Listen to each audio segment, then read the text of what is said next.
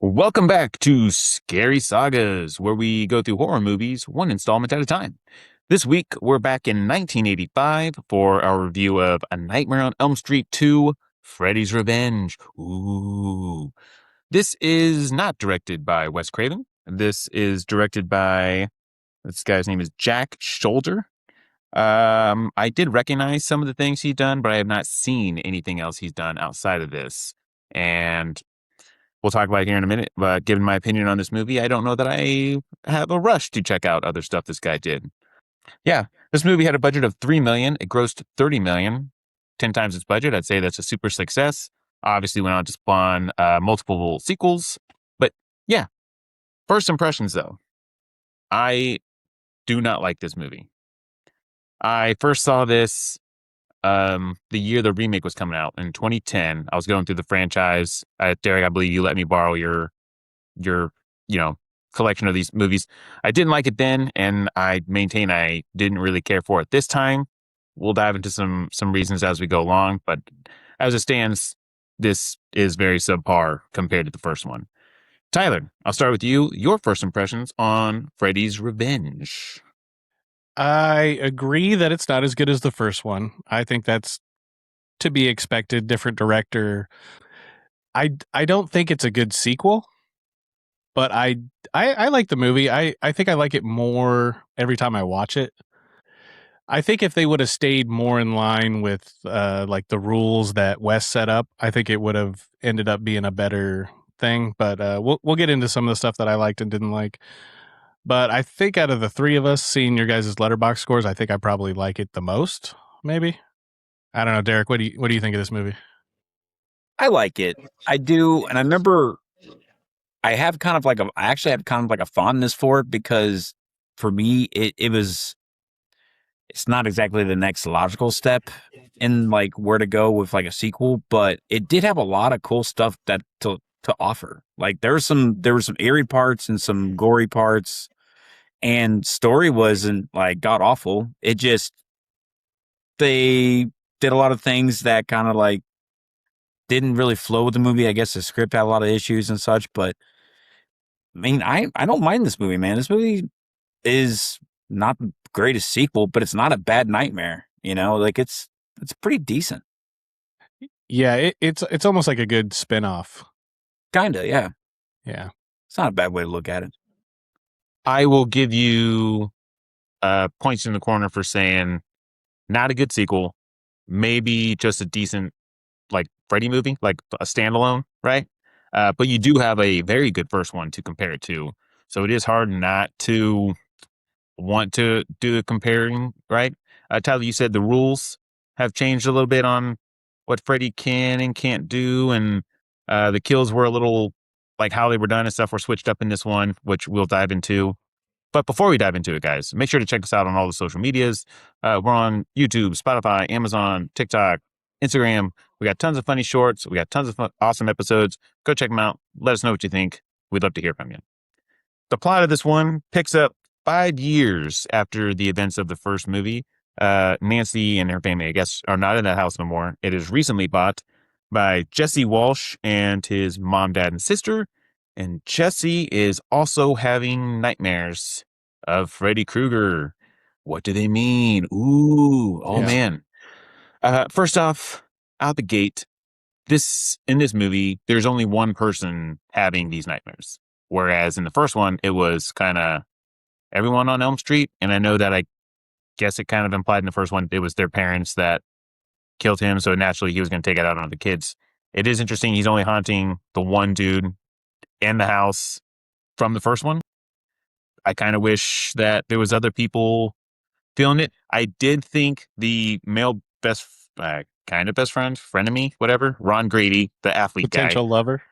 I did think, yeah, I Yeah. did think at one point he was going to be like, hey, I'm also having these nightmares. Like there was a few moments where I was like, it sounds like this should be his next line.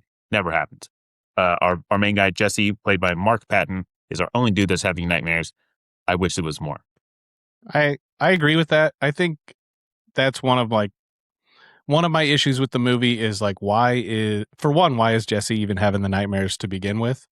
Like Nancy and her friends were having the nightmares because their parents were part of the group that killed Freddy. So that it makes sense for them to be having the nightmares and being haunted by this guy. But Jesse just literally moves into the house. He had nothing to do with it. I think a lot of it stems from kind of multiple things. So from what I heard in like what I read online and like general consensus among some of the fans is this is a version of Freddy where he's like a ghost or like a demon, like an actual demon where he's like haunting the place, and basically he's trying to possess Jesse to become like his avatar basically in the real world, which is kind of more or less what we see. But if you remember in the first movie, they have Freddy's like glove down in the freaking furnace in their own house, which is where he finds it later in this movie. And the same thing with the showdown at the end of the first movie, like that's where Nancy defeated Freddy. So we'll find out later on down the franchise, his house is going to stick around.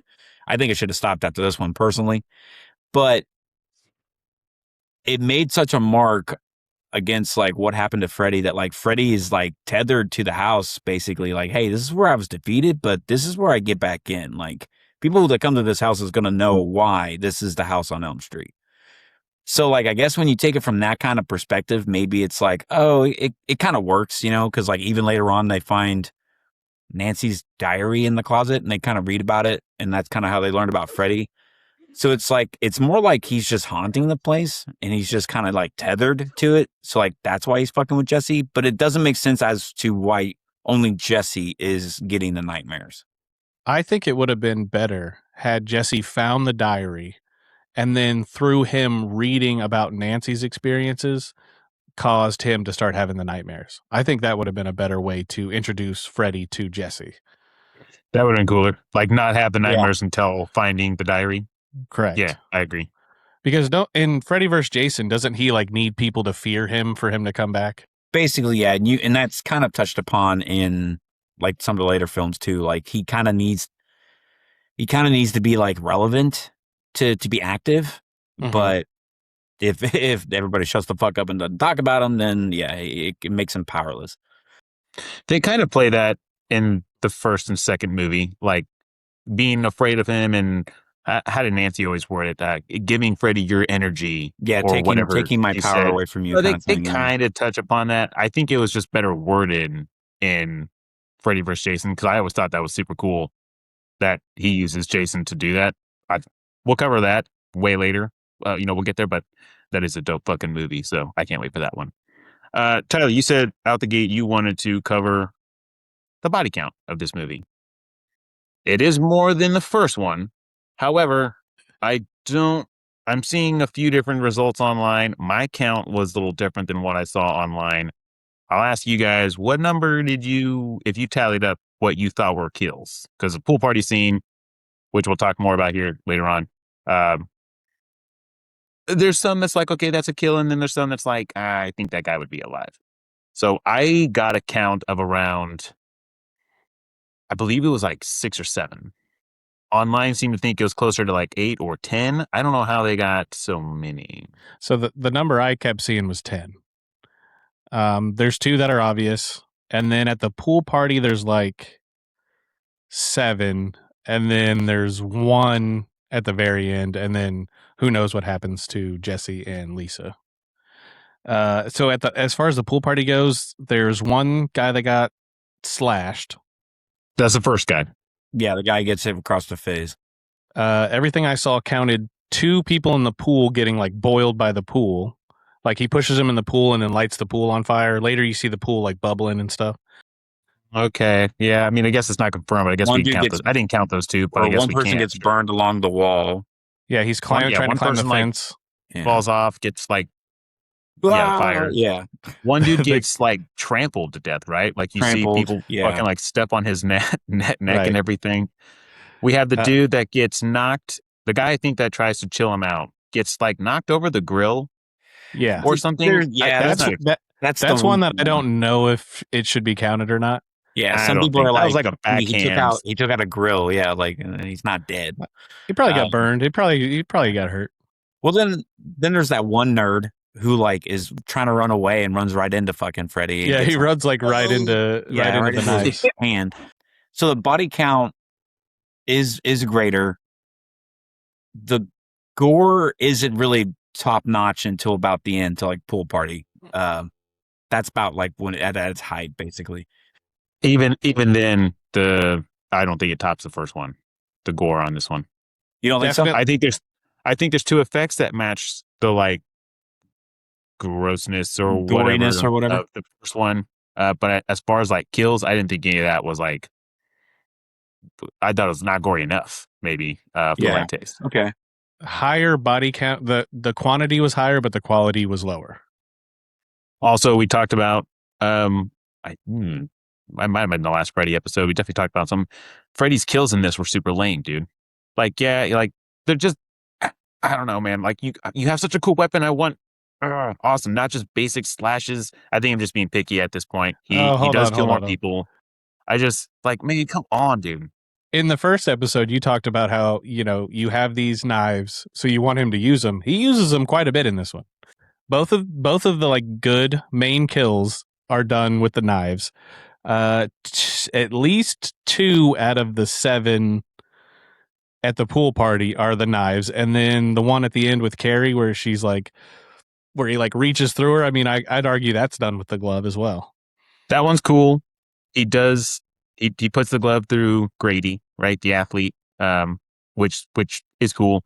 He does slash up. He does rake the back of Gordy Coach and Stand By Me's dad, right? If you recognize him, Mm-hmm. Yeah. Gordy's dad, Stand By Me, making a return to the show. Awesome. He does slash the dude at the pool. I don't know, man. Like like I said, I think I'm just being picky. Like I just want like hack limbs off or something. I don't know, man. I'm just being a little bitch about this. But he does ultimately, Tyler, like you said, I am satisfied. He does use the glove more. It is cool. I think he triples his amount of screen time in this movie compared to the first one, where he had like less than 5 minutes. This one, I think he had online said around like 13 or 14 minutes. So He's more talkative. He has more of a presence. on the subject of kills, what was your favorite? So I think there's only 2 competitors here, and that's Coach Schneider and Grady. I think I like Grady's better because that transformation scene is fucking awesome. Dude, He has to cut himself out. Oh my gosh, yeah. Yeah. That is fucking radical. Yeah, where he's like emerging from Jesse. Yeah, that was pretty dope. It's better than just like popping up from behind the desk or whatever he does at the pool party. Yeah. Yeah.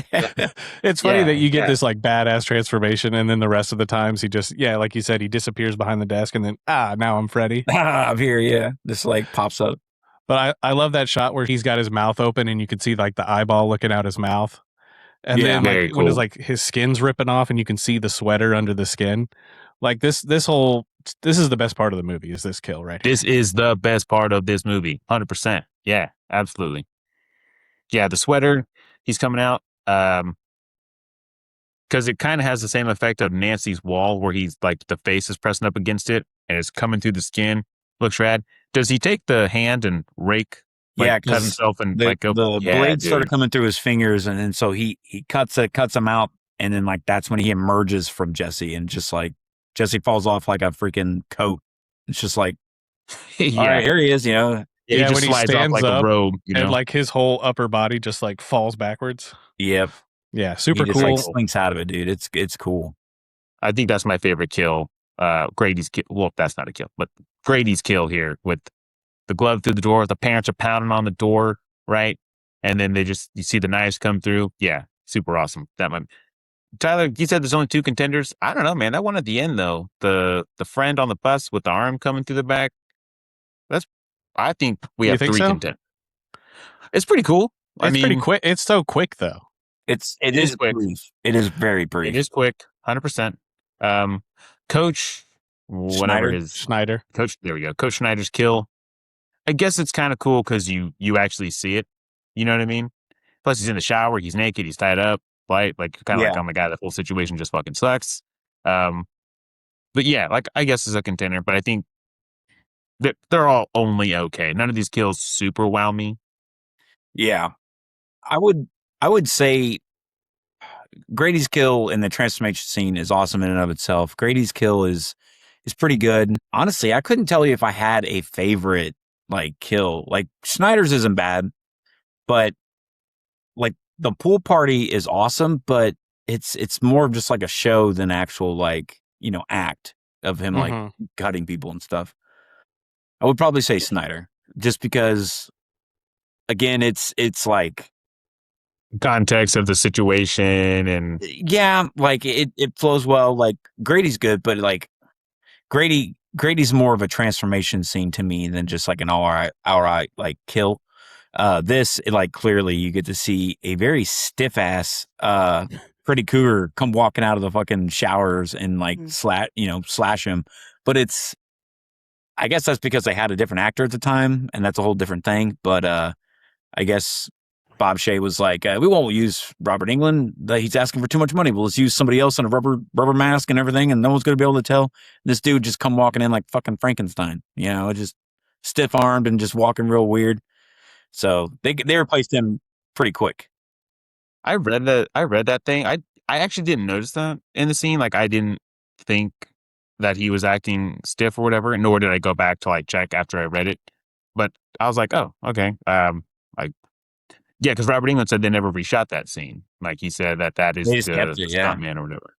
Talking about Schneider's kill, the setup of that I think is what adds to it. Like, yeah. So him and Jesse they don't meet each other, but they run into each other at a gay bar, right? And so they go back to the school, and the coach is making you run laps for whatever reason. I guess punishment. Maybe he just likes seeing you shake that thing while you run or something. So he's in the locker room. We get this. I thought it was a stupid scene of all these like sports balls and the locker room kind of going crazy and shit flying at him. And I was like, this isn't even scary. Like, it would be scary if it was happening to you, man. Like again, yeah, but you're not there. So as a viewer, you got to be like feeling it. And I wasn't. I was not feeling that at all. But then you see the jump rope come, and I'm thinking we're going to get a rod from the first one, like a hanging, right? But it ties him up, drags his ass through the school, or at least into the showers, ties him up. He's naked. He's kind of like Flayed Man style, like X'd out, right? Like he's about to take some lashings.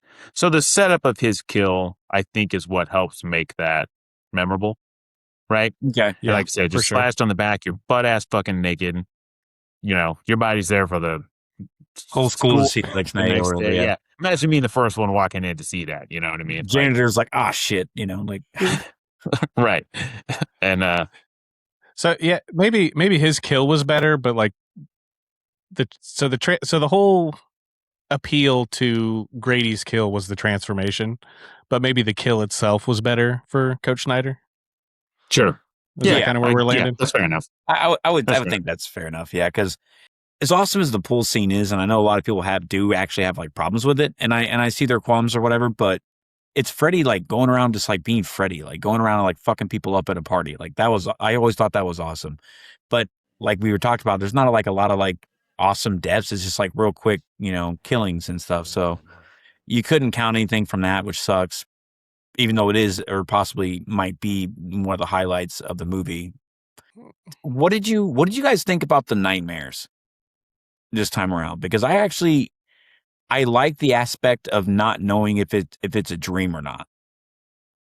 Yeah, it's that way in the first one too, but at least in the first one at the end if it's a dream or not. I didn't like this one where like some of the scenes now, I've seen it a few times now, and some of them I still don't know, like, was that a dream? Was that not a dream?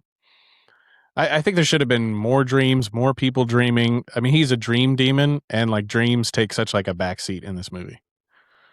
That's probably one of my bigger complaints. Even killing people in the dreams, like in the first one and the other ones, I assume it's been forever since I've seen them. But like, yeah, you're a dream demon, and all the kills in this movie are done in real life, which if you weren't a dream demon, I guess would be cool, but you are. So it's like, well, then what? You know what I mean? Like, why? Yeah, I can see what you're saying. Well, let's talk about that a little bit. Is it Jesse doing the kills, or is it Freddy? So, like, we see Freddy. Does everyone else see Jesse? I was kind of confused about this. I think we're led to believe that like he killed Snyder and Grady. But did he do all the stuff at the pool party, or was that Freddy actually running around? Did people see the sweater and the hat and not the glove? Because I also want to talk to you guys about that it wasn't the glove, that it was just the knives coming out of his hand.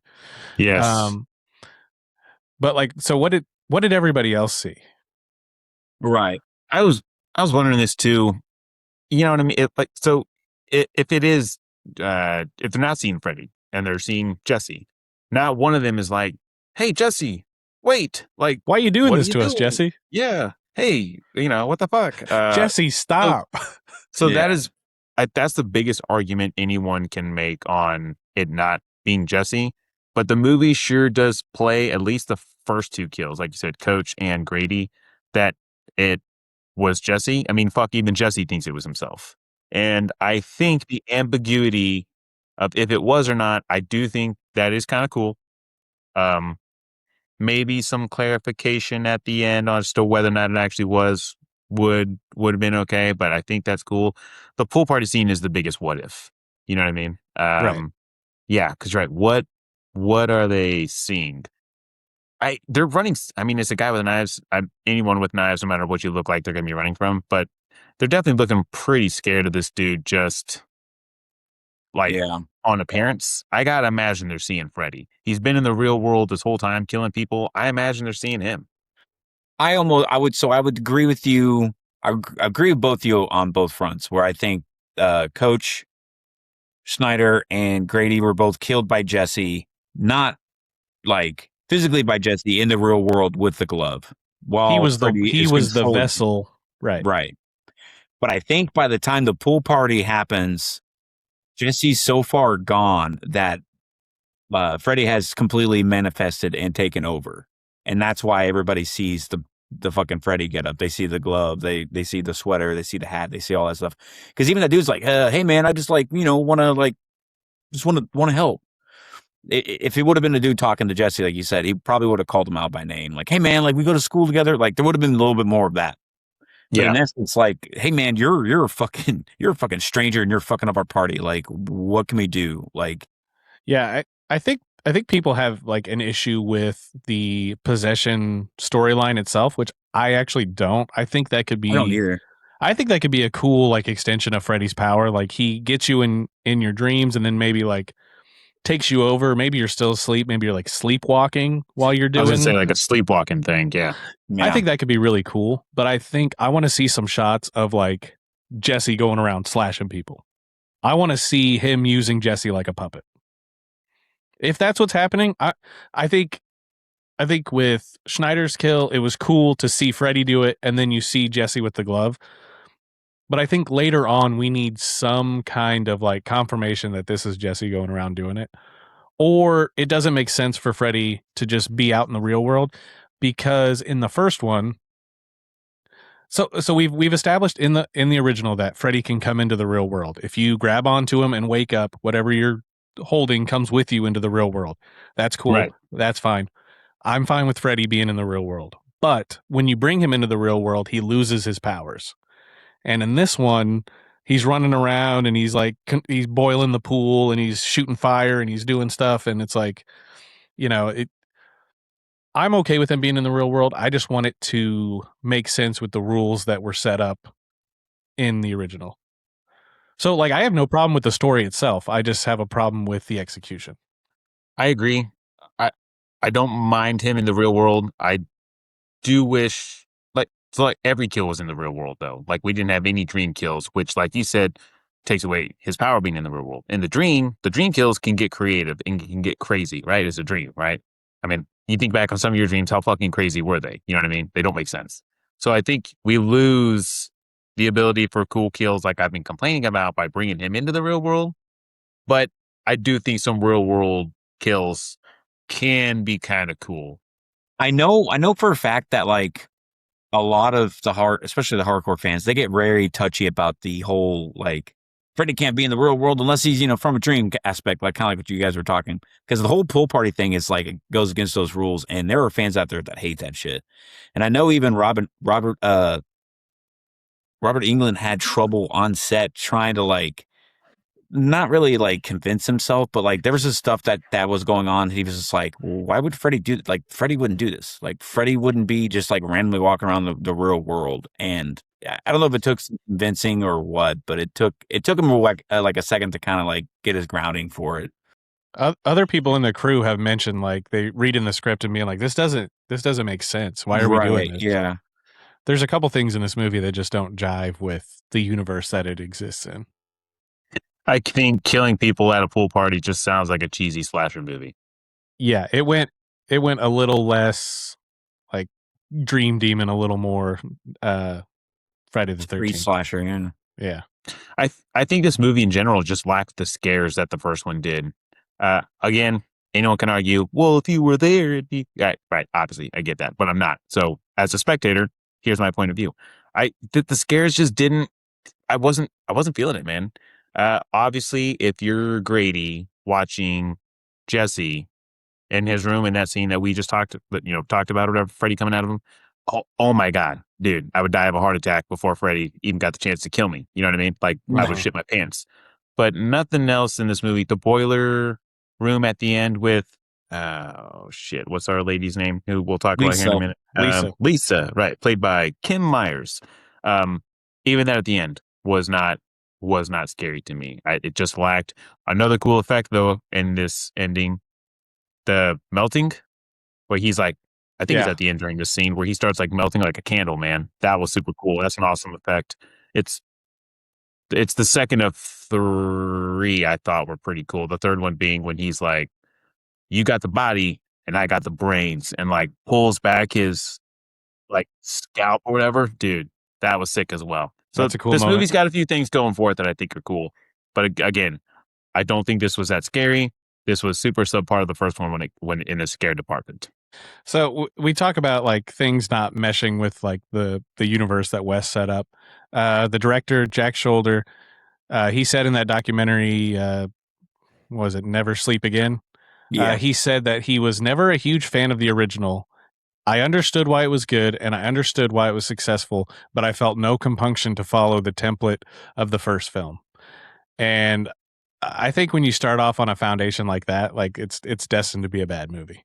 I have seen a couple of his other movies now. This week I went and watched the one that he did right before this and the one that he did right after this. Alone in the Dark. What's the other one? The Hidden. Have you seen those, Derek? No, I've not. I know of Alone in the Dark, and I think I've read about it, but I don't know about The Hidden. So Alone in the Dark was all right. It was a couple patients at like a mental hospital escape during a blackout and pursue the doctor that just took over for their old doctor at the facility, and they were having delusions and they thought that he killed the old doctor, so they went to his house to try to get him because of that. They liked the old doctor, I guess. And that was okay. I think it was about on par with this. I think I rated him about the same. But The Hidden, the movie that came out right after this, is fucking awesome. The Hidden? Okay. Yeah, Derek, I think you should check it out. Chris, you might like it as well. It's about these two cops that are pursuing this guy that's on a crime spree. And I just like barely watched the trailer, so I wasn't 100% sure what I thought it was kind of just more of like a crime action thriller kind of thing. And it starts off they're chasing this guy in a police chase, and he's driving around and he's like ramming into cop cars, like total disregard for his own life or whatever. And then he comes up on some cops and they shoot him and they blow up the car. He gets all burned and fucked up. And he's in the hospital and they think they're leaving him for dead. And then they leave the room and his like eyes pop open. He like stands up and goes to the guy next to him. And this like alien slug thing comes out of his mouth and goes into the next guy's mouth. So it's just like this alien that's like taking over different bodies. So then like an FBI agent shows up and he's looking for the first guy. And when he finds out the first guy's dead and the other guy's missing, he knows what's going on right away because he's been chasing this guy. So now he's pursuing the guy that the alien went into, and he's got this local cop that he's teaming up with, but he doesn't want to give the local cop the information because he knows he won't believe him. Right. So it's kind of like a thing kind of storyline where like exactly, dude. It's fucking awesome. There we go. Okay, cool. Let's check that out. Yeah, I really enjoyed it. I couldn't believe how cool it was. All right, The Hidden. All right, cool. Talking about our leading lady here. We said her name is Lisa Weber, played by Kim Myers, who is a neighbor or lives down the street from Jesse because Yeah, classmate. Jesse gives her rides to school every day. What did we think of her? Besides being, she's fairly pretty, looks like a young Meryl Streep, which I think goes a lot for her. I think even IMDb trivia said she may even got a cast due to, or the producer, Yeah, they Brothers Emerson was blatantly like, said that's one of the main reasons why yeah, they hired her was because she looked I like think Meryl that Streep. worked. I think her acting was fine. We talked on the first episode that we kind of thought Tina was the better actress of her and Nancy. I kind of also think this chick was maybe a better actress than Nancy. Especially when Yeah, it came to Tyler, you complained about Nancy's crying scenes in the police station, and I think this chick really nailed those in the scene when she's crying about Jesse and like shit at the end when she's scared and whatnot. I think this chick nailed it. Yeah, I thought she was cool. I guess you could say final girl. It's a shame this chick doesn't come back in any of the sequels, does she? No. Neither does That's Jesse. that's a fucking shame. Jesse too would have been kind of cool to see. I think Jesse did good too. I think both of our leading like actor and actress, I think we're really good in this.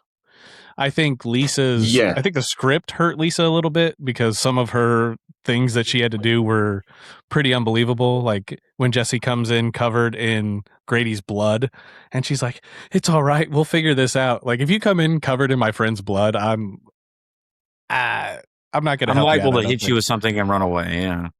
If you come in covered in anyone's blood, I'm gonna stop you at the door and be like, "Whoa, whoa, whoa! I just cleaned the floors, man. What the fuck?" Yeah, dude, my Come parents on. are asleep. They're a little, my dad's a little on the fence we're about being this loud party as to shit. begin with. You're going to get blood all Yeah. over the couch. Yeah, Yeah, for go real. wash off in the pool if anything. Go get the fuck out of here. Yeah, there you go. She was Jump a in the real pool ride and or you can die, talk. man. She was in it for the long haul. Dude, for real. Well, like, even right off the bat, her friend's like, "Oh, are you getting any at least?" And she's like, "He's my fucking ride for school, okay?" And then, like, they end up kind of bonding over the whole diary, like, Freddy experiences that Jesse's going through. Unpacking Jesse's room also. We're going to unpack that in a minute. But it's very unique because their dynamic is it works so well. And like a lot of times you don't get that. And I guess even in real life, they clicked. meshed really, really well. They were like good friends. They loved each other. They had a good time. It shows on screen, man, for sure. They're awesome. Their dynamic was awesome. That's funny because the chick says whatever to Lisa about if she's getting any or whatever from him. When Grady and Jesse are doing the push-ups in the yard over their little like Yeah. schoolyard shuffle, which I'm kind of like, so, oh, you're enemies, awesome. And then in the movie, you're kind of like, oh, you're friends, but kind of enemies. You're like, hey, whatever. Anyways, they're doing the flirting. push-ups. Grady also says something to That's Jesse foreplay, like, dude. They're flirting. Yeah, man. yeah, there we go. We're He's like, we're gonna get are you into riding it. that every night, man? Or is she ride you every night or whatever he says? He's like, we're you 5 minutes into mounted this movie. lady nightly or what? And he's like, There we go. or do you yeah. got some kind of problem with me? And he's just like, no, man, just making Just conversation. making conversation. Yeah. 5 minutes into this movie, we've got both of the opposite sex of the best friends being like, hey, you getting that? It's like, man, okay. Yeah. Right on. You guys seem eager to talk about this. We're going to talk about Jesse's homosexuality or lack thereof. I keep reading about how he was like, everyone's like, man, he's like, it's blaring. It's turned up to 11. He's super, super gay. It's right in your face. I wouldn't say 11. I would say turned up to like 5, maybe 6. It was not as prevalent as like it was. I'm with It you was on not this as one, prevalent Derek. as everyone says. He had a few moments and stuff where I was like, we're gonna go but through them. at no point does he say it. At no point does he act on it. And the chick, his best friend, obviously isn't picking up on this either. And you had no problem, damn near about to get it in that rest house at the pool or whatever. Okay. I don't know. Let's do this. What do you guys got? I completely missed it the first time I watched it. And then I'm reading online and I'm hearing about all the gay subtext and it's, gay overtones. It's there. And I was like, I don't remember. Like, doesn't he like make out with a chick and like he's got like a girl that he's like with the whole time? And I'm like, there's no way. And then I watched it this time and it is like in your face. You can't miss it. It's in every ounce of this movie. Is it though? Yeah, I really think it is. So it's in the little details, man. Like there's a sign on his door that says "No chicks allowed." Like that's kind of a thing. There's some other. there's a kind of like there's a little board Easter game in egg. his closet called Probe. Yeah, like there's just a lot of like Easter eggs that kind of allude to it. Like he may not be like very carry himself in that like that charisma or like kind of be flamboyant about it, but the dude is kind of Not like flamboyant about it. He dances around in his room and like closes his drawer with his butt, dude. Well, I The mean, dance scene could make ladies know, is like- obviously, and I don't even know. Obviously, I'm sure when the doors are closed, if people saw me dancing, they'd be like, "He's gay," and I'd be like, "Nah, dude, married to a chick. What are you talking about?" Dude, he was holding that little pop gun thing and like swinging it around like it was his dick, dude. okay, that He was does do getting some- down that territory really he does quick. do gestures. But He does do gestures. Sure, I'll give you that. He doesn't dress gay. He doesn't have the like. I disagree with that too. He just dresses like a dork in the '80s, like tucked in shirt and like stuff. he dressed like an even bigger dork in the very beginning in that fucking nightmare of his. Like he looked like a fucking like an actual. Some of merc. his shirts, I don't know, man. He didn't radiate gay to me. He doesn't say anything like remotely gay. He doesn't even be like, man, Grady's looking good today. Like, Grady, you look good doing push-ups or whatever. So he literally like goes to the gay bar. I don't know if it was actually a gay bar or just like a leather. I think he like, said BSM club or something like that. yeah, S&M. It's called like John's S&M Place or something like that. Yeah. John's Bar or something like Blue that. Oyster, yeah, something. Then you have like the coach who's obviously up to no good. He's obviously looking at Jesse with like the hungry eyes. Takes him back to school, puts him in the shower, then gets his naked ass whipped with towels. I forgot about that scene. Yeah. And then so then like you said, he's trying to hook up with, or Lisa's trying to hook up with him. She's definitely the aggressor in the situation, and he's kind of going along with it, I think, to conceal his gayness, because through the whole movie he's having issues. This is subtext, like that's why they don't just come out and say it. And then when he freaks out with her, where does he run? Straight to Grady. Yeah. Okay, but he didn't really have any other friends. His dad's a total asshole.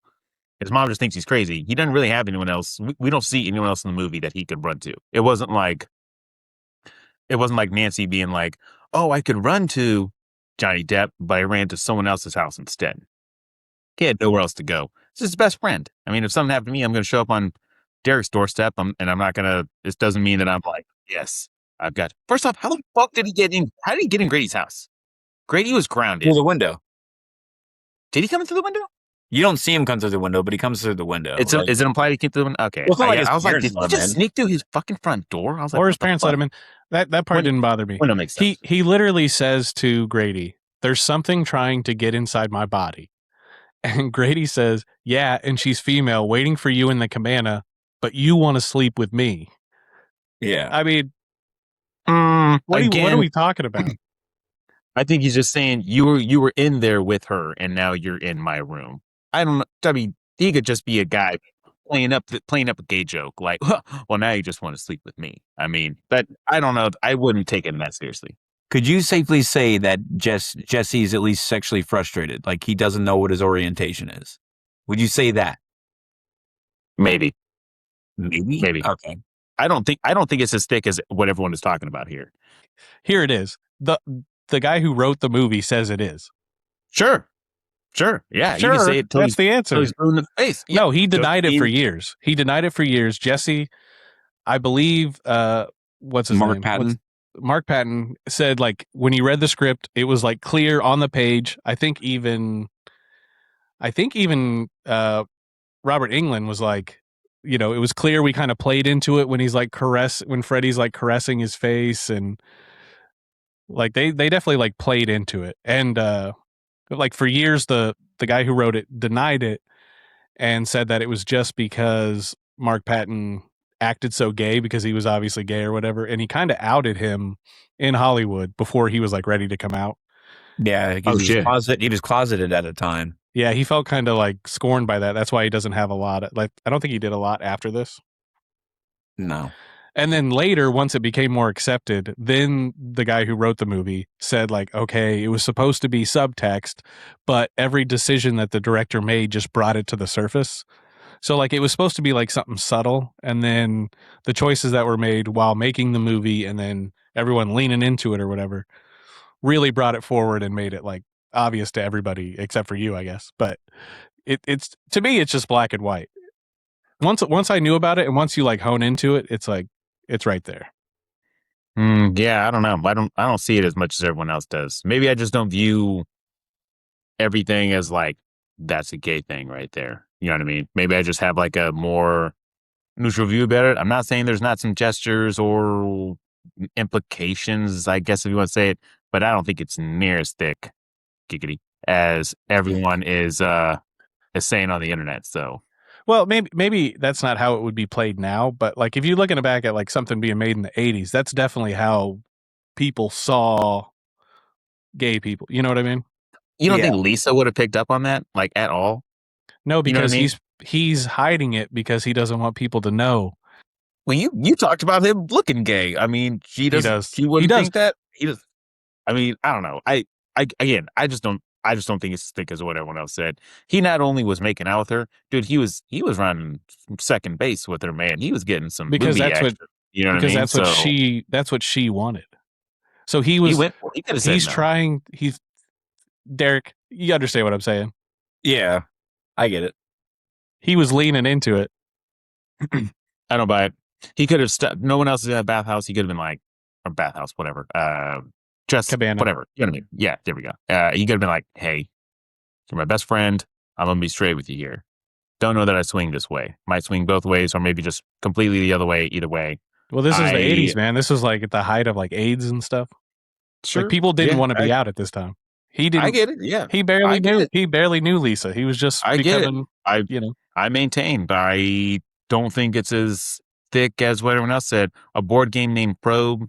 Okay, all right. I mean, I guess the dance scene is the biggest. Whatever. Like I said, Grady thing, whatever he said, could be chalked up to like a gay joke because Grady is Grady. Grady is like alpha male. He could have easily. I'm sure he jokes like that to all his friends, being like, "You probably just want to sleep with me, or you just wanted to sleep with a guy, or whatever." That's what guys do. I'm not convinced. I'm not convinced Grady's not gay, dude. You don't think You think Grady could be gay? Yeah, dude, he like pulls his pants down and like wrestles with him in the yard during the baseball game. Oh, we didn't even mention during the baseball game, like Jesse is like staring right at Grady. Might as well be licking his lips, dude. Right at the beginning of the movie, he's watching him like bat when he's up to bat. And then he gets hit in the head with the baseball. I don't know, man. You played baseball. If you're watching the batter. I wasn't looking at him like he was. I didn't see him lick his lips, but He did lick his lips. I said he might as well have licked his lips. he's gonna be. No, he kept staring at the girl because that's how he got hit with the ball. He was staring at Lisa, and the ball came and hit him. And the coach is like a total fucking 80s asshole high school coach. You know what I mean? I don't know what's with these 80s movies, but gym coaches are just total fucking dicks. You know what I mean? Like he comes up and says something to Jesse Are you okay? about, And he's just like, yeah, I'm fine. He's like, well, then pay attention. Yeah. yeah, Kind of like jumps on his like finger. yeah, total asshole. I It's don't know, because he's man. always got a stick up his ass. Yep. Yeah. And I'm also telling you, dude, Picking up what you're putting down. And also, how does Grady know that he like parties down at like S&M joints? I wonder that as well. I think Grady's like, going to the somebody clubs, has to dude. know, like, because it sounds like, because if anything, Snyder, I'm sure, is pretty straight laced himself. Because everybody's like, "Yeah, see you later, coach." But like, and he's this total hard ass. But like, if Grady knows where he goes and other people knows where he's go, he'd be outed so fast. Like That had to be going around school like wildfire. You know, how students gossip. You know what I mean? Mhm. dude, Like, for real. Like, especially Grady's without loud cell ass. phones, at every break between class, man, you could just see people going down the line like, "Hey, did you hear about Coach Snyder where he was? So and so saw him or whatever." You know? And he brings Jesse back to the school. Was like he was up to no good, right? Like was he punishing him for catching him drinking? It seemed like you don't take a kid home and make him run laps. You don't take him to the school, make him run laps when you're in your leather get up and make him hit the showers. It's after school. He can go home and shower. It may have been. I couldn't tell if it was a power play of like dominance, just be like, your ass is mine, Jesse, or if he was like, hey, I'm really gonna get you. I think he's gonna get him, dude. You think so? I think he had. I think he so. had some intentions for sure, and he must just get off on like making his students do that. I don't get why Jesse couldn't be like, I'm not gonna fucking run. I'm like fucking coach outside of school, bro. I don't know. Like maybe Jesse was the one that was like, yeah, I'll run these laps for you because we're gonna hit the showers together afterwards. I don't know. It doesn't say that, nor does it imply it. So we can't really like that's what put that on subtext either is. side of the argument or whatever. I don't know. I don't know that this is let there. Let us know in the comments it to be there. Yeah. who you agree with here. Let's talk about Freddy, like okay, as a whole in this one, right? We talked about he's got I don't know about like a new power set, but he has a new power where he can come to the real world and make things in the real world do shit, like the locker room scene we talked about. There's stuff happening all over Jesse's house, like the toaster catching fire, and it wasn't even plugged in. He fucking like sets a bird on fire and like just blows it up after it goes nuts, which I thought like was also a stupid bird, scene. yeah, whatever the hell. Yeah, that was bird really was goofy. fucking stupid. I think the idea behind the bird was like a canary in the coal mines. Like the bird was like the sign that Freddy's coming. Like, yeah, is like that like a saying or something? Canary in the coal mine. That's what they said. Yeah, they could smell the gas first, or they can sense something like that. Yeah, they'd send canaries down into the mines, usually as like a gas detector or something like that. So like they can like if there's any harmful thing that's going to happen, fucking bird's going to know about it for us. So the writers or I did not know this. The writers, producers, whoever, the people worked on the film, they insinuated that these canaries are going to be doing the similar thing, except they kind of don't. Like one gets eaten by the other one, or whatever the case may be, and then the other one somehow gets out and attacks like 3 adult humans and almost succeeds. So like spontaneously combusts, then spontaneously, catches fire. I think the original idea was to have like an actual like mutated like bird, but it looked flimsy, I guess, or they didn't like it. Yeah, so they didn't run with it.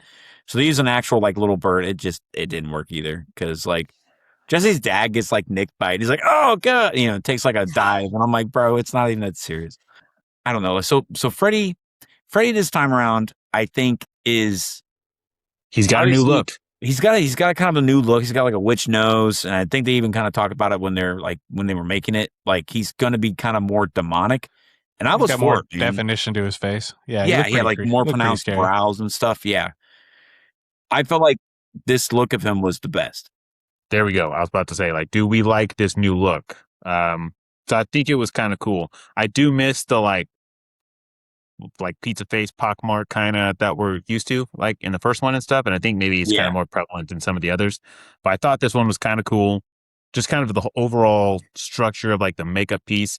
Looks like the eyes, like around the eyes, is a little more pronounced. The eyes themselves, those both red and I think amber or yellow, kind of, or something. Yeah, for a more like demonic look. Thought it was really cool. I do think Robert Englund was underutilized a little bit in this movie, but we'll talk about that when it comes to like his one-liners and stuff, because there really wasn't any in this movie, which kind of waiting for these. There wasn't any in the first one either. No, I know. I know like, they come later on. They're about to come. I was going to say, I think 3 is where Freddy really shines. Yeah. But Tyler, you liked his look in this one? I like the look. There's one moment where it's during the pool party where Lisa's dad comes out with a shotgun and you can kind of see him. There's like fire going on and you can see like this look in his eye that's like pretty scary. He's looking at her pretty menacingly. So I think the new look works. The one thing I didn't like were the finger knives as opposed to the glove. I didn't understand that decision. Does he only have that in one scene, or is it every time? Because I definitely noticed it when he has Lisa by the throat at the end. I think there's like a close up of it, and I was like, "Oh, dude, that's super cool." But I don't know if we see it like. So you thought it was cool? Yeah, like I thought it was. I thought it looked cool, but I also thought it was like a one-off thing, like maybe whatever. But I thought that was like a cool thing. I mean, who doesn't love the glove? I think it was only during the pool scene, right? Well, with Grady, because it comes out of his fingers during Grady, and then that's when he cuts himself and he comes out. Freddy's reflection has the finger knives, but Jesse actually has the glove. But then at the Mhm. pool party, it's all finger knives. But I think earlier in the movie though, it was all glove though, right? Well, when he I was killed kind the of, I gold was thinking sheet, that that's as the well. glove for sure, because you see Freddy's hand go up, and then obviously Jesse. But yeah, so the finger knives thing I like, kind of impractical though, because I'm like, how does that work? Because it's like coming out it's like Wolverine, where it's coming out like like a slit in your fucking bone, your finger or something. Like, what's the deal there? The finger knives thing's also something. So you mentioned Freddy vs. Jason. The original ending for Freddy vs. Jason was very much akin to this movie, where I think her name, can't remember her name, the main chick, Lori and Will are like in bed, and they're kind of like, we're free, we're happy, whatever. And they start getting hot and heavy. And then like Will starts getting like aggressive. And then she's like, what's wrong with you? And then like he like gets ready to like slash her. And then blades come out of his fingers, just like Jesse. And then you find out that he's possessed, just like Jesse was. And then like he kills her or whatever. And that was the original ending for Freddy vs. Jason, which Yeah. is not awesome. Obviously, it didn't No. do well. So then they changed it to where like, Jason's coming out of the lake with Freddy's head or whatever. But spoiler. I don't know. The finger thing is kind of a cool concept, but it's just not great. It's like maybe the one downside to Freddy in this one. It's cool, but it can be a little hokey for sure. Yeah.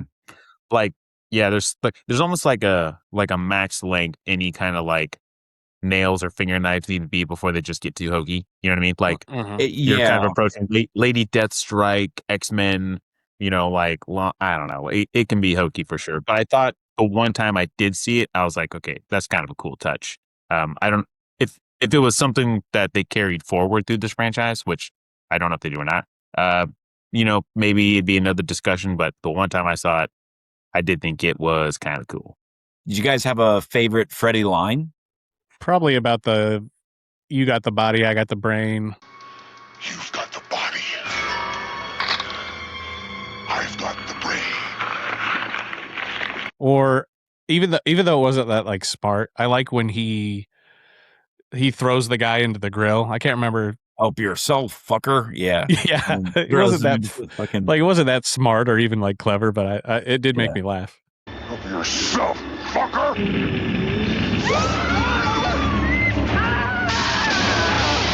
Yeah. I must have missed that line. I don't remember that one at all. The dude he tossed over the grill or whatever. Yeah. Yeah, the guy that was trying to negotiate with I want to him. help you. Or I want to Help help. And yourself. he's just like, help yourself, fucker. And throws him into the fucking thing. Does he messing with Jesse one time? Does Jesse like yell for his dad and he say something like "I'm your dad now" or "I'm your daddy now" or who's something about daddy now? Daddy can't help you now. Did he say something about that? He's yelling for his dad before he does the brain bit, because that nightmare, well, he goes downstairs and like he sees somebody outside, and then he sees some shit like down in the boiler room. So then he Right. goes to the door, opens it, sees the movement, he closes it, and he's like, "Dad," and that's when the door starts struggling open. Like, that's definitely nightmare material. I remember having dreams like that before, so that's fucking terrifying. But he goes to move, and he's just like, "Me and you, Jesse, have special work to do." I don't remember him ever saying anything about being like, "I'm your daddy now," or whatever, but I don't. Yeah, I where's your can't remember daddy exactly the now? line. You might be right about that. It does get overshadowed either way by the "you got the body, I've got the brain" Yeah. scalp reveal, like we talked about. It does get overshadowed by that. That's probably the best line in the movie. He's not too smart with the one-liners in this one, No. unfortunately, which I kind of thought those quips and shit started in this one, but I guess it's probably the third one. Now this is like the last bit we get of like scary Freddy, which I do like. I do like scary this Freddy. is serious Freddy. I'll give him that in this one. Like I said, he is underutilized, and we'll talk about that in a minute. But this is serious Freddy, Yeah. and I think that was a strong point going forward, or like going into this one.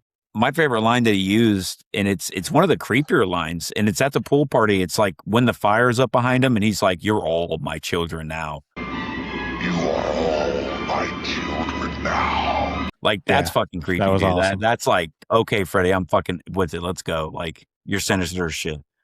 It's a cool line. It's a cool shot. Yeah, that is a pretty rad moment there. Yeah, he just becomes, more campy as time goes on. But three's like the balance. Three's like the balance for Freddy. Like where Freddy needs to be scary and funny at the same time. Like that's why three's so good. So I did talk about, I think Robert Englund was underutilized, partly because the lack of one-liners, which I think most people associate with Freddy, right? And we said, obviously, this film lacks that. He is on screen for like 2 or 3 times more than he was in the first one. I think that's super cool.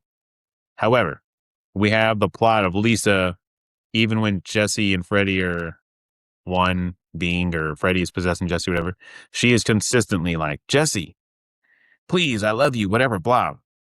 Freddy literally stops killing at the pool party, has like an eye-to-eye moment with her, and he kind of looks like, not angry, I don't know, sad, or like, yeah, I don't even know what the right feeling is, right? But he's not scary anymore, and like stops killing and like fucks off. And I'm like, this kind of takes me out of this. I don't like Freddy like humanizing and like showing sympathy or compassion, because that's not Freddy. So we really lose. But it's some of not what Freddy. could be with Robin Englund. It's Freddy Jesse. Yeah, and she even goes and like kisses him at the end, and I was like, that's disgusting. Like gross. I don't know. Yeah, what'd you guys think about like the love conquers all kind of ending? I don't like that. Another negative for me on this movie. She kind of does it starts it off internally, because she's like, Jesse, you know how to beat him. You got to just take your power away from him. And it's not really working. She's like, Jesse, Jesse's gone, Jesse's dead, whatever the case may be. And then it's when they're in the boiler room, and like he goes to like attack her, and she like stops him, and he's like, he's losing his power, like he's getting weaker, like you're fighting him off, Jesse, keep fighting him. And I was like, all right, I'm cool with this. And then it's just like that, I love you, Lisa. And then that's it. That's it. He just starts melting, and then he comes crawling out of the ashes, or out of the husk, like a burnt marshmallow. Dude, like it was like the black skin being peeled off, like the yeah. It just I thought that was kind of cool.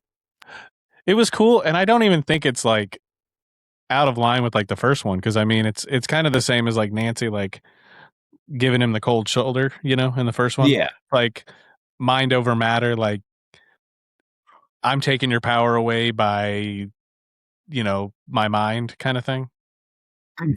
Okay, if Jesse's gay, why is he saying I love you, Lisa, through Freddy? Huh? Yeah. That's well, because he loves you his can friend. still be gay and love someone, like, dude. It can be I think platonic. maybe he's bisexual. Like he definitely has feelings for her. He reciprocated that kiss. In fact, I think he almost initiated it. Like she was bobbing, and when he was weaving, and he definitely was going for it. I'm gonna say maybe he was bisexual, because he definitely had the feelings. I was kind of wondering if maybe that wasn't like a disconnect, because the director said that he didn't realize the subtext as he was filming. So I wondered if maybe that was like a misread of like the script versus the director. I don't know. Like I can't confirm that, but that is the only point in your direction. That's like the one moment. That is not the one. I've had several points. That's the only one I'll accept. Okay, well, think about it this way. Jesse becomes the damsel in distress, ends up getting rescued by his lover, or whatever, the girl who's supposed to be the damsel, but she is taking on the male role and being like, I'm going to rescue you, so you could say that could be an implication as well. Like it's endless with this movie if you just look at it, Chris. But I looked at it. It's fresh in my mind, and I'm telling you, I did not. I watched it multiple times this week. Yeah, I've seen it for years, and I've known ever since the first time. My gaydar was not like not pinging, huh? Yeah, no, not much at all. Like occasionally, right during the dance scene, it was like ping, ping, ping, ping, ping. But other than that, it was like pretty silent. I kept looking at it to make sure it was on. Actually, like, that's weird. Thought they told me it was all over this movie, but it's being pretty quiet. It's so weird. Guess maybe I needed to change the batteries or something. You know what I mean? No, that's what it is. You didn't charge it. Yeah. Watch it again, man. Yeah, man. No, that is one thing I will not be doing is watching this one again. So if you're going through like a Freddy marathon, are you skipping this one? if I ever had time to go through Freddy marathon, I would absolutely watch this one. But I love Halloween and Freddy vs. Jason. I'll put on just random sequels and like watch them. Like last year, I watched like Halloween 2 and then Halloween 4 or something like that. If They're I'm the doing best that one. with Nightmare and I'm like, let me watch one of the Nightmare sequels, it's not going to be this one. It wasn't scary. I don't know. I've complained about it a lot. It didn't do it for me, man. Like, and I've told you all week, I was like, I'm really hoping that my opinion 16 years later has changed and evolved, and maybe I can find somewhere on my like shelf for this. And it didn't happen, man. What are the parts about this that you do like? We mentioned so there's small bits. I think those 3 effects we talked about, right? Him coming out of Jesse's body, him melting, and the scalp pull. They're really the only 3 kind of like gruesome effects. What about the dogs with the baby faces? Dude, that was some Oh weird yeah, shit, that was too. weird too. Yeah, I that was- was I actually forgot about that because I I was trying to decide. I was what like, am I was like, is this goofy or is this the scariest shit I've ever seen? it was goofy, It's- and I'll put that that was some also in weird the I shit pile of this. I movie. actually That think was if the stupid. effect was done well, I think it would have been kind of scary. But I kind of feel the same way. go on. What else do you like? You like those 3 effects? I like those effects. I think our actress was a strong lead. Lisa. I think Jesse was a fine actor, even if he wasn't as gay as everyone made him out to be. You know. I do think the knife hand effect was kind of cool. I do like Freddy's look. I think it's kind of cool. I think I've even read this is the first one where he's got the stripes on the sleeves versus just Yeah. the torso bit, right? Freddy looking menacing as ever. But there's just too many negatives for this, and ultimately just wasn't scary for me to give a shit about it, really. Yeah, I don't know. Like Derek, you had it on as like a 2 on Letterboxd, so I don't know. Do you still feel that way? You think this is? But when was the last time you watched this? Because I know you've seen the Freddy's one. Last time I watched this, it's been a handful of years. I would say like probably closer to 3 or 4 years. But I've seen this since I've been watching this movie for about 20 years. Like I've seen this movie in and out for that time. And I still enjoy it, man. Honestly, I don't know why it's rated so low on my Letterboxd. I'm probably going to bump it up. So I do enjoy this movie. We only ever had the first one on VHS growing up. I think if I maybe watched this one at a younger age, when I was watching shit I shouldn't be watching, I'd probably dig this. I probably wouldn't have the complaints I do today. But my first go, I was 19 or 20, and I was like, nah, I'm not feeling this. There's a couple better ones, and then a lot more worse ones. So we'll get into those. I think there's only a couple more. I only think there's a couple that are like worse than this one. I do like this one, but I think there's 2 that are worse than this one. Yeah. What, the remake and Freddy's Dead? Okay, 3 because I didn't. Oh, account you for put the 5. remake. You put 5 under this one. I put 5 and I put 6. And 5 and 6 for sure. The remake, I haven't seen the remake since we did it for the last show, so I couldn't even tell you on that one. But I remember The remake is I- better than this. I did not. I disagree. Remake is better than this one. I'll say one thing I didn't like about this movie. The title. Freddy's Revenge. This is the least revenge out of any of the movies. Ooh, good He's point. not getting Yeah. He's not getting revenge on the people that killed him. He's not getting revenge on the family members of the people that killed him or people related to the people that have wronged him in the past. This is like literally him going after someone brand new for no reason at all. Absolutely no revenge in this movie at all. Another reason not to like it, you know? Well, I don't think that's a reason not to like it. Also him going for Jesse just because he lives in the house is also like kind of a weak excuse for a sequel. Like you could have done better. Why not bring Nancy back? Why not have her, you know what I mean? Like I know Wes didn't want it, but since Wes isn't involved in this movie, I would have found a way to carry on her story. You know, Halloween had no problem making Halloween 2 with Laurie Strode, right? I mean, you know what I mean? Friday the 13th is a little different story because, you know, whatever. But why would you have just not let out Nancy? You know, she could have been like a counselor at the school and Jesse ends up, you know what I mean? She finds out what's going on with Jesse or something. You could have incorporated her in so many different ways. Or like even her dad as like the town sheriff or cop or whatever he was in the first one. Well, that's why they course corrected with luckily 3. Luckily they both come back in 3.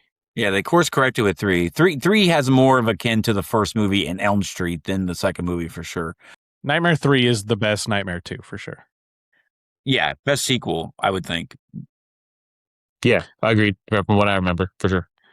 Did you pick up on the producer Robert Shea as the barkeep? Yeah. He does a cameo I as did read the that. barkeeper. So Bob Shea didn't do it for the first one, obviously, because he wasn't like that involved in like a lot of the process. But once it started becoming a powerhouse and started bringing a name to his company, New Line Cinema, he kind of started. I don't want to say forcing himself because that sounds like that's what he did, but that's more or less what he did. Is everybody will pretty much be like, yeah, he kind of wanted in the movie, so we had to put him in our movie. Like He he wanted to wouldn't play leave us alone Grady's until we dad. put him in. Yeah. So there's several movies where he shows up in Nightmare on Elm Street where he plays just like a random ass character, and it's almost just because like it's like his niche. Like they're like, put him in it, and he's in 4 that I know of for sure. But Oh damn! I yeah, did not know that. He puts his sister in a lot of movies too. She was Yeah. in that. She was in Alone in the Dark. She was in. Oh right, we talked about this in the first one as well. She was in the first Nightmare, and I think the only reason she wasn't in the second one was because that teacher doesn't have a part in the script. You know what I mean? Yeah. And she was also in. I think she was in The Hidden as well. I think she does a cameo in that as well. Bob Shea and his sister kind of make his sister's definitely more of like a kind of a bigger influence, I think, than Bob. For what I was to understand, Bob really didn't know what he had at the time. Like he knew that he had something, but he didn't know what. Because I guess from what I was hearing when he made this movie, he basically was like basically just cashing in on like the success of the first film just to kind of see how much they can do or like what they could do with the second film. And then by the time obviously the critics didn't like it, but by the money coming in, this by the second movie, because it made like 10 times what the first one made, they were like, we got something. And then that's when they kind of made New Line Cinema the new powerhouse that it was. Like that's why, oddly enough, they call it like the house that Freddy built. It's because Freddy Krueger built New Line Cinema up to be the powerhouse that it was forever before eventually it got, subsidiaried into something else. I thought they did an all right job with this movie. It's not the greatest sequel. It is a fun nightmare movie. At least I find it fun and entertaining. A lot of people, a lot of fans do too. Maybe the rest of the world may not, but whatever. I think there's a few fixes you could make, and this would be a great movie. Yeah, little touch ups here and there, and I think it would work pretty damn well.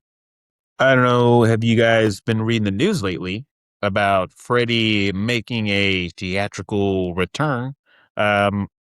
You guys might have read this a little bit more than I did. But I guess there's like 2 Nightmare on Elm Street movies like in the works by 2 different studios or something like that. One I read was supposed to be like a shot-for-shot remake of the first one or something. And then the other one I read, I don't know if you guys saw that or not. I don't know if the other one I read was, I guess, supposed to be maybe something new, like a remake or something. Yeah, what the heck? Like, what's your guys' take on this? I think it'd be cool to see Freddy make a return. I didn't hear that it was going to be a return. shot-for-shot remake. You said you didn't hear that? No, I didn't hear that. That was one article I read. I don't know how true that was. I know Jason Voorhees is making a return in the form of a TV series, right? We got Crystal Lake coming out on Peacock later this year. Do you think Freddy should get theatrical treatment, or maybe a long-form television show would be kind of cool, right? Like we could get a little bit of history with Robert Englund's character, because maybe the later movies touch on this also. I think maybe seeing some of the events that led to him, getting tracked down and killed and becoming Freddy. I think some of the history could be kind of cool. Long form television would give you room to like get to know some characters, get to know Freddy, right? Like see the evolution and different stuff. The TV series or movie, I think Freddy needs to come back. We need more Freddy in our lives. It's been 16 years since the remake. I think he is due for a comeback. What do you guys think? Yeah, I agree. I would watch a TV show. I would watch a movie. Whatever they put out, I'm going to watch. Is it going to be good or not? We'll see. I don't think we're getting Robert Englund back. I think that's probably for the best. I mean, he's getting pretty old now. I think agree. he's hung up the glove and everything. Yeah. I mean, he's a legend. I think, you just got to like leave it where it is though and let someone new take the torch. I think it'll be interesting to see who they pick to play Freddy. I'm looking into the two movies coming out right now, and it looks like Paramount and Warner Brothers are both making one. Let's see. Paramount has the U.S. rights to Wes Craven's original screenplay, and Warner Brothers has the international rights. I think they might be using Lee Cronin as the director, which I did hear that in the rumor too. I don't know if that's good or not. I never saw his Mummy. I didn't hear great things. His Evil Dead was okay though, so maybe he could do an okay job. Harry does creepy good, but yeah, kind of heard the same things you have about Lee Cronin. It is weird Lee Cronin would be handed a third franchise after Mummy and Evil Dead.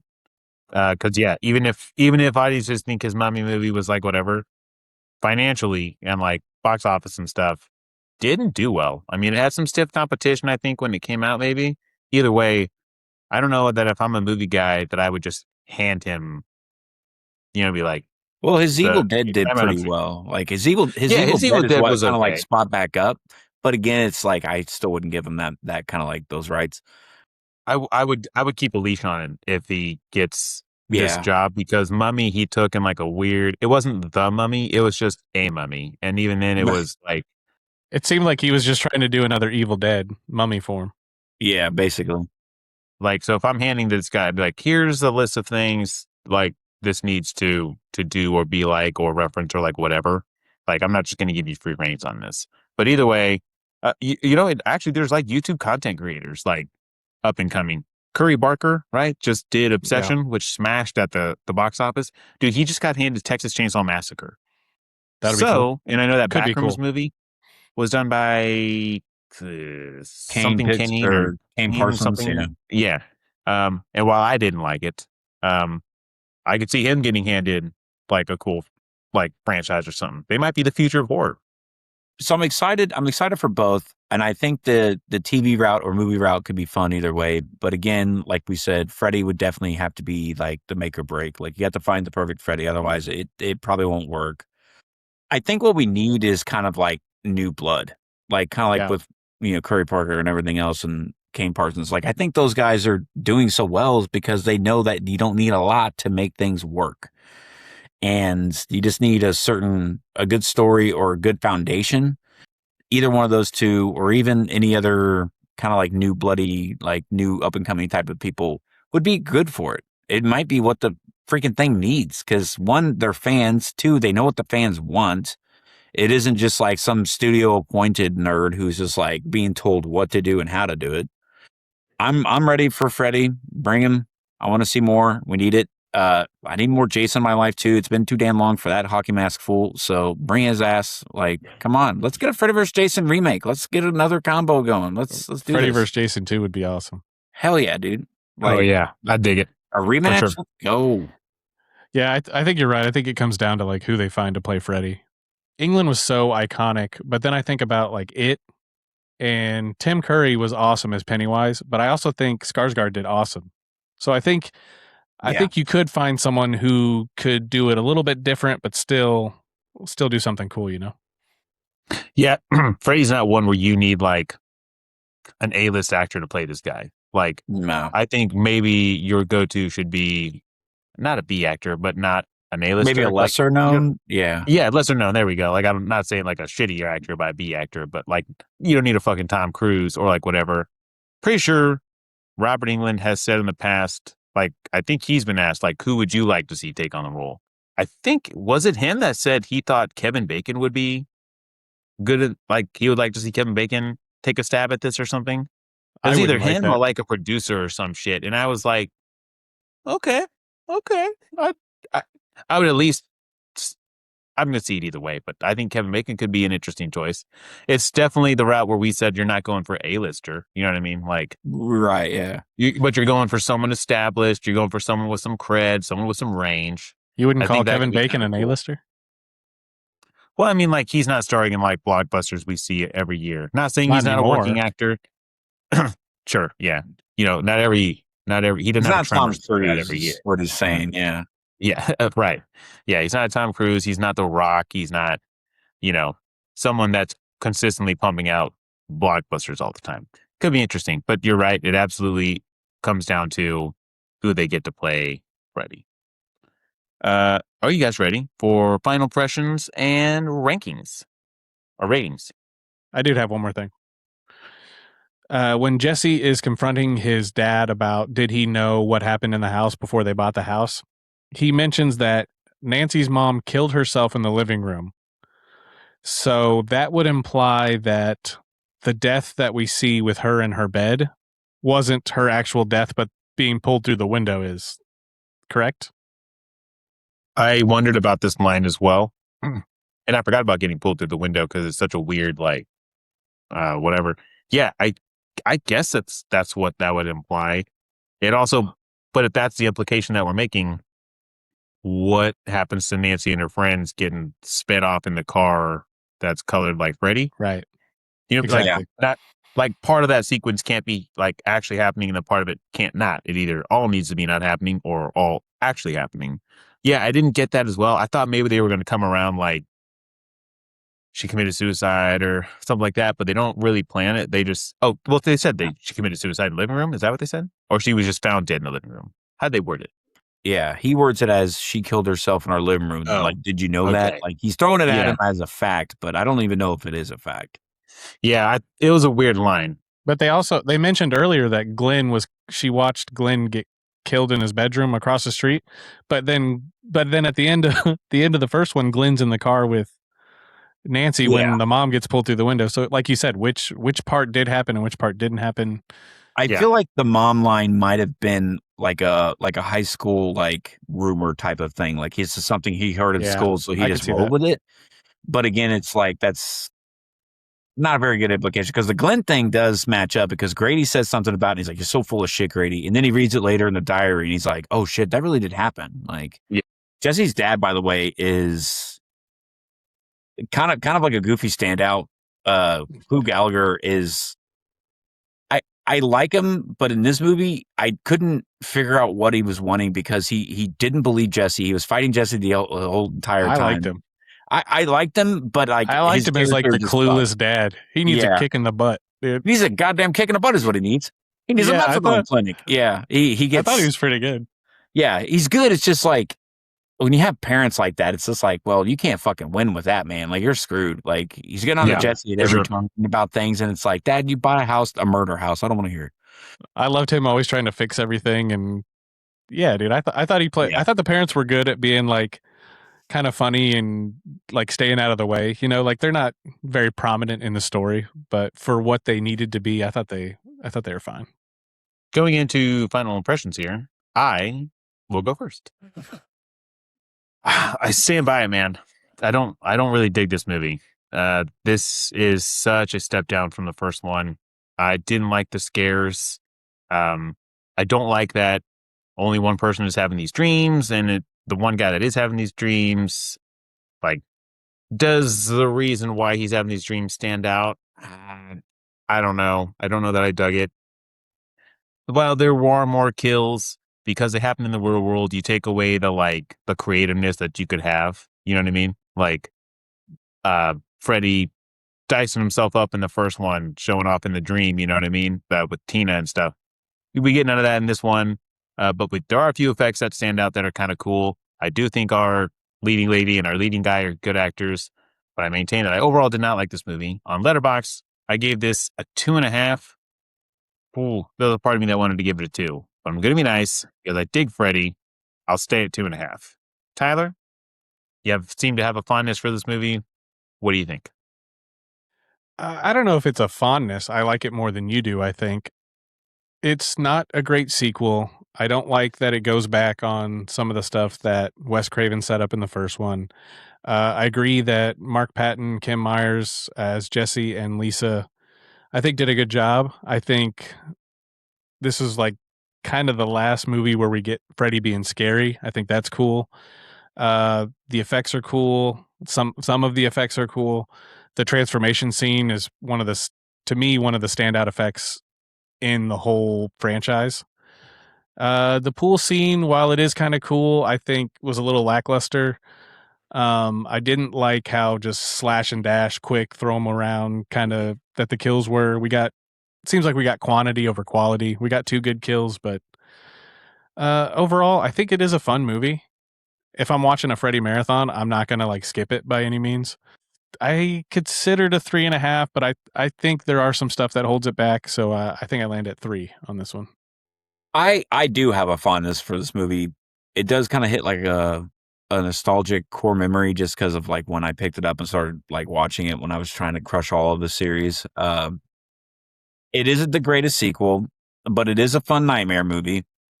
Freddy at his most serious and darkest, I feel like, which is really cool. I like seeing it. The main cast is kind of a fun bunch of characters, even though they're a bunch of no names. To me, I think they worked really well. Lisa and Jesse both were fantastic. Grady was funny. So you had all the attributes of like, the high schooling group of kids that you would need, and they were all enjoyable. So the kills were pretty awesome to a degree. There were some that I was kind of like, yeah, whatever. I love the pool scene, even though it is very like run and dash, like you were saying. I still had a lot of fun doing it because it's like something we've never seen Freddy do, and I don't think we ever see him do later ever either. So it's a fun little bit. You guys said I gave this thing a 2 in my letterbox before. I'm gonna bump this sucker up to a 3. I think while it has its qualms, it's still a fun movie. I enjoy it. I still will watch it if I watch any other part of the series. So 3, man. We have a 2.5 and 2 threes. It's not amazing, but I think that still makes it watchable. This movie does seem to have its fan base online. There are people that have come to bat. I think it's kind of grown on people as the years go by. It's been 16 years since I last watched this one and didn't grow on me for shit. So can't say I agree with them. But this was a cool watch. I'm glad to say I've seen this again. I've thought about this over time and been like, I need to give it a rewatch. Turns out I didn't because I still have the same strong opinion. So, I'll never get that hour and 26 minutes back or whatever it is.